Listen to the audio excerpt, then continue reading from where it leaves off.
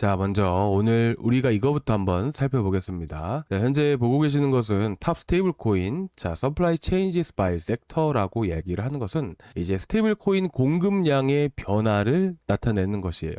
우리가 이 데이터를 확인하는 것은 어떤 이유에서 이렇게 확인을 하는 거냐면, 자, 최근 들어서 또 급등하고 있는 코인들이 되게 많죠. 자, 오늘도 보시다시피 또 이렇게 크게 급등하고 있는 코인들이 많이 있어요.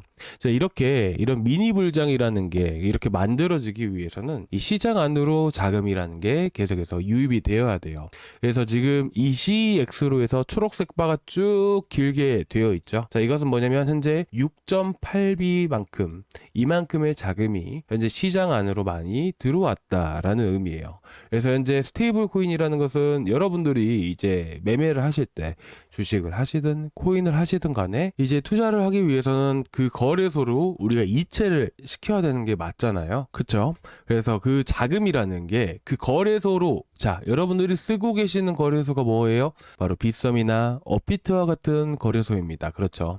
그래서 이 CEX라는 게 바로 중앙화 거래소라고 얘기를 해서 업비트, 빗썸, 그리고 이제 바이낸스와 같은 거래소를 CEX라고 얘기를 하게 됩니다. 근데 보시면 어떤가요? 자, 이만큼의 자금이 많이 유입이 되어 왔었죠. 이때가 언제였냐면 20일이었어요. 1월 20일이었습니다. 근데 이렇게 자금이 들어온 지가 1월 2일부터 해서 1월 3일부터 해가지고 이렇게 자금들이 계속해서 현재까지도 이어져 왔던 거예요. 근데 지금은 20일이죠, 이게. 그리고 이거는 21일이에요. 지금 보면 이 영상에서 제가 다 보여드렸던 것들을 제가 캡처를 해서 여러분들께 보여드리는 겁니다. 그래서 21일까지 해서 7.3B였습니다. 어마어마한 자금들이 계속 유입이 되고 있었구나 라는 것을 알 수가 있어요.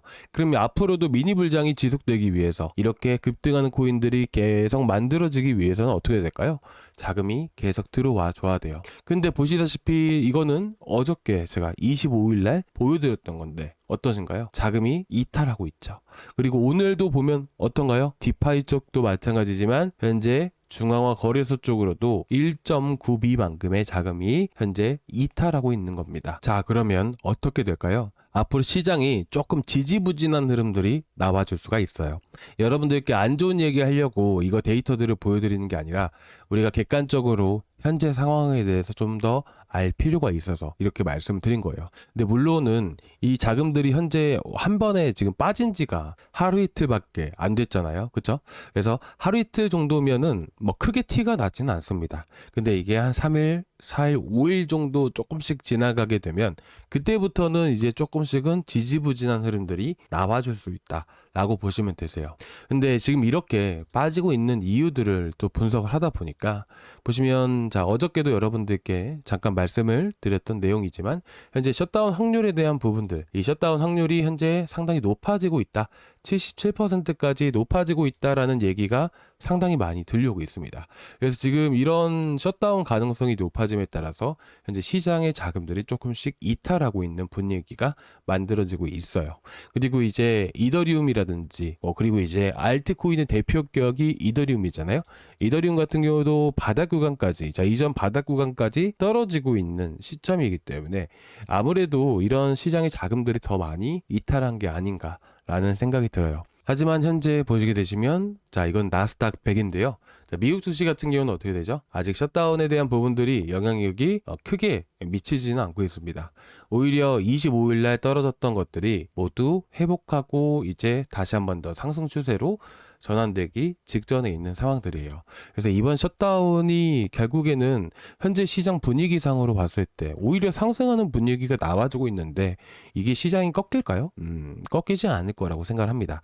다만 이 암호화폐 시장이라는 게 상대적으로 좀 약세를 띠다 보니까 증시나 뭐 파생 상품 시장에 비해서 좀 약세를 띠다 보니까 자금이 조금 이탈하고 있는 부분들이지 오히려 바닥을 다져가고 바닥을 횡보하는 흐름들이 나와줄 가능성이 저는 매우 높다라고 생각을 하고 있습니다. 그래서 지금 보시게 되시면 아까 시장의 자금이 이탈한다라고 여러분들께 말씀을 드렸었잖아요. 보시면 이거는 테더 도미넌스라고 해요. 아까 보셨던 거는 스테이블 코인이었죠. 자, 스테이블 코인의 양대 산맥이 뭐가 있나요? 테더와 그리고 USDC라고 해서 이제 서클이라는 게 있게 됩니다. 근데 보통 서클 같은 경우에는 디파이에서 많이 쓰이게 되고요. 그리고 테더 같은 경우에는 이제 트레이딩 하는데, 매매하는데 대부분 많이 쓰이게 돼요. 그래서 여러분들이 XRP 리플을 검색을 해보시고요. 쟁글이라는 사이트에 들어가 보셔서 이런 거래소 거래 비중을 여러분들이 찾아보시면, 리플 같은 경우도 이제 국내에서도 상당히 많이 거래가 되지만 리플의 98%는요 바로 이제 USDT 테더로 거래를 많이 하게 됩니다. 근데 여기서 말하는 테더 도미넌스를 제가 보여드리면서 이렇게 자세하게 말씀을 드리는 이유는, 결국에는 많은 거래 자체가 테더로 이루어지게 되는 것인데, 이제 사람들이 예를 들어서 테더를 많이 가지고 있다라고 가정을 해볼게요. 그러니까 테더를 현재 많이 가지고 있다라는 것은 결국 현금화를 하고 있다라는 의미가 강하게 됩니다. 그래서 테더 도미넌스 차트가 올라간다라는 것은요, 현금을 들고 있는 사람들이 많이 있구나라고 여러분들이 보시면 되세요. 근데 이 차트를 지금 보시면 어떤가요? 한번 쭉 올라갈 것처럼 보이게 되죠. 그래서 저는 이렇게 생각을 합니다. 현재 지금 이런 저항 구간에 맞닥뜨리고 좀 더 음봉을 띄고 있지만, 한 번 더 상승세를 띄다가 이런 고점 구간들을 또 저항 구간에 형성이 되게 되면서 다시 한 번 더 내려갈 가능성이 매우 높다라고 생각을 합니다. 자, 그렇게 되면 결국 알트 코인들도 반대되는 흐름들이 많이 만들어질 수가 있다라는 거예요. 자, 이게 무슨 말이냐? 자, 밑에 보시게 되시면, 자, 이 테더 도미넌스와 반대되는 흐름들이 만들어지고 있죠. 테더 도미넌스가 급락을 하게 되면 상승세를 띠게 되고요. 반대로 테더 도미넌스가 상승을 하게 되면 이제 하락세를 띠게 됩니다. 자, 밑에 보시는 것은 토탈3라고 하는 겁니다. 여러분들께 이제 코스피, 코스닥, 증시로 따지면 그런 걸 뭐라고 합니까? 이제 코스닥 지수, 자, 나스닥 지수, 이렇게 지수라고 얘기를 하는 것이죠. 마찬가지로 토탈3는 뭐냐면 코인 안에서 지수라고 보시면 되세요. 그래서 이더리움과 비트코인을 제외한 나머지 전체 알트코인의 시가총액을 의미하게 되는 것입니다.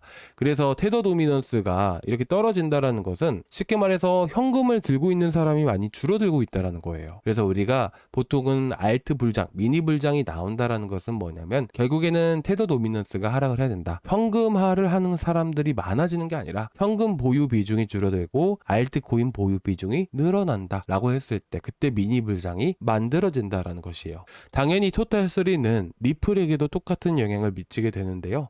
리플 같은 경우 위에 것이 토탈3입니다. 그래서 토탈3가 상승을 하니까 어떻게 되나요? 바로 리플도 상승세를 보여주죠. 토탈3가 올라가니까 리플도 상승세를, 하지만 토탈3가 내려가니까 리플도 하락 추세를 만들게 됩니다. 그래서 우리가 이 토탈3를 계속 체크하고 보는 것이에요.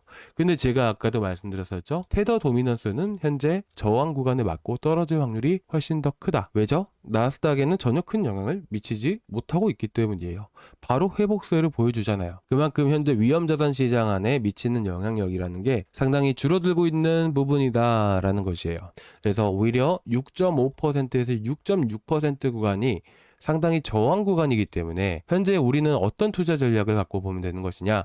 자, 바닥을 노리시는 분들은 6.6%까지 올라갔다가 부딪히고 떨어지는 흐름들이 나올 수밖에 없기 때문에, 우리가 바닥을 잡으시는 분들이라면 테더 도미넌스가 6.6%를 찍었을 때 이런 저항에 맡겨서 다시 하락세를 보여줄 수 있다 보니까, 이때 우리가 뭘 하면 좋을까요? 이때 우리가 이렇게 리플이 저점이라든지 단타할 수 있는 코인들에 대한 저점을 잡아가면 되는 것이에요. 그래서 여러분들이 너무 걱정하지 않으셨으면 좋겠고요. 이런 흐름을 미리서 지금 다 생각을 하고 알고 계신 분들은 이미 6.6%까지 올라올 것을 기다리고 있겠죠. 기다렸다가 매수하게 되었을 때는 결국 이 테더 도미넌스가 떨어짐에 따라서 당연히 토탈3도 같이 반등을 보이게 되고, 리플은 물론이고 다른 알트코인들도 다시 바닥을 찍고 나서부터 해서 다시 한번 더 반등세를 보여줄 수 있기 때문에, 이때를 노린다라고 했을 때는 못해도 단타로 5에서 10% 이상씩은 쉽게 수익을 볼 수 있기 때문이에요. 그래서 여러분들이 지금 셧다운 때문에 문제가 되는 것은 맞지만서도 크게 걱정하지 않으셨으면 좋겠어요. 오히려 문제가 됐었다면 나스닥에서부터 해서 먼저 문제가 됐어야 되는 게 맞아요. 그렇잖아요.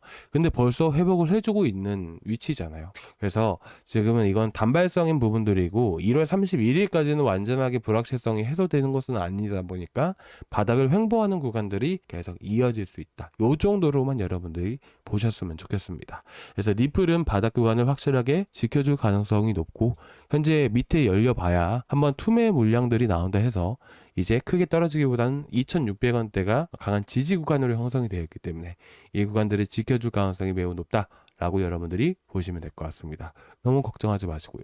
그리고 이제 단타 같은 경우에는 여러분들 제가 항상 매일 아침마다 여러분들께 추천을 드리고 있잖아요. 오늘 아침에 나갔었던 게 바로 이제 드리프트였고요. 그죠? 이 드리프트도 꽤나 크게 많이 올라왔었고요. 그리고 팔콘 파이낸스도 지금 아직까지는 이제 저희가 계속 노려보고 있는 코인들인데, 이런 코인들이 또 급등할 수가 있는 거예요. 그래서 여러분들께 제가 팔콘 파이낸스 자리 오면 그때 자리를 또 잡아 드릴 겁니다. 그리고 어제 영상에서도 말씀을 드렸던 게 이제 포켓 네트워크였고요. 그리고 그래비티랑 노미나 칼데라까지 해가지고 주말 동안에 추천드렸던 이런 코인들도 크게 많이 올라갔습니다. 그래서 이제 이런 미니 불장이라는 게 한 번에 사그라들지는 않아요. 오늘도 차라리 이제 어떻게 보면 시장에 자금 빠져나오기 때문에 오늘도 급락을 했어야 되는 게 맞는데, 근데 이게 한 번에 사그라들지는 않기 때문에 한 번씩 이제 한 펌핑 나오는 코인들이 계속 만들어질 겁니다. 그래서 최대한의 이번 주도 이제 최대한 이 정도 수익은 보실 수 있게끔 제가 최선을 또 다해 볼 테니까, 이제 구독자방 특히나 아침에 제가 영상에서 이 추천을 드리고 있잖아요. 그래서 여러분들이 아침에 올라오는 글만 꼭 체크하고 보셨으면 좋겠습니다.